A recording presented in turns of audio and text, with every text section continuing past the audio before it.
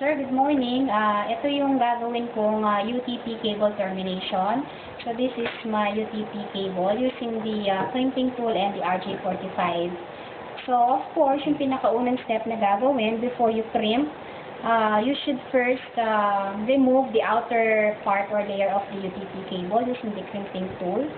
So, alisin natin yung pinaka-skin niya.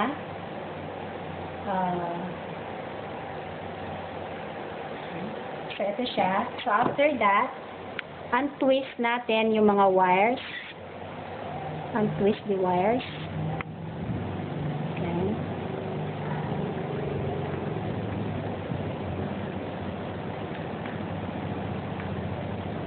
So, be sure diretso sila.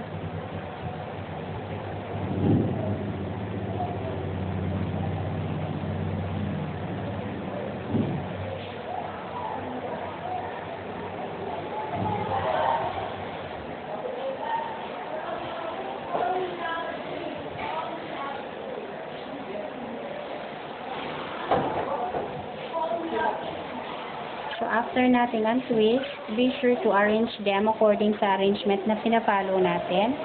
Which is, yung gagawin ko, sir, is the crossover. So, yung crossover, ang una is yung white-orange. This is the white-orange. Tapos, orange.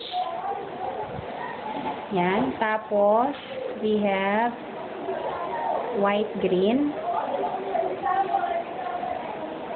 We have the white-green. We have the blue. Blue. So, after blue, we have white-blue.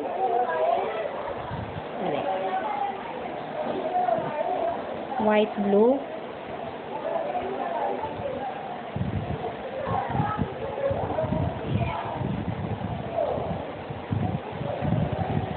White, green, blue, white, blue, tapos green, white, brown,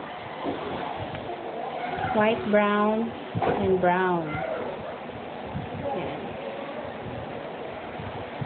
So, be sure to read yung mga wires before you insert it sa RJ45. So, we will double check.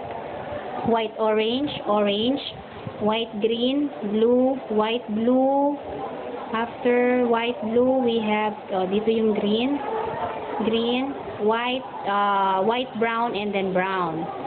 So, after that, after nating ma-arrange yung wires, so we will cut.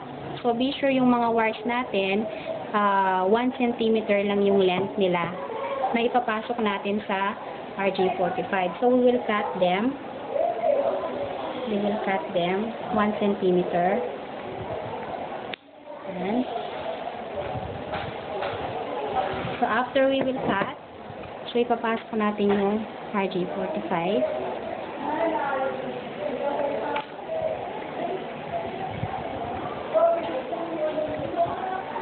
Yan.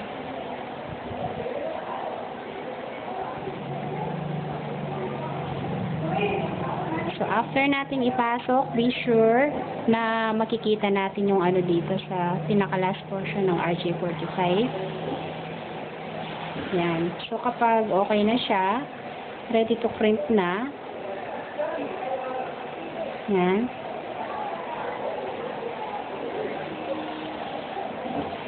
Okay, so be sure nakikita natin yung mga colors dito sa dulo sa RJ45. And then, ready to crimp.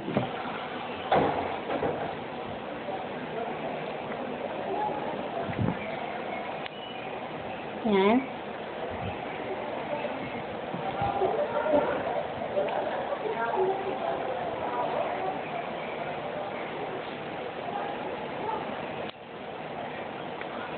So, okay na. Yan. Try natin. Yan.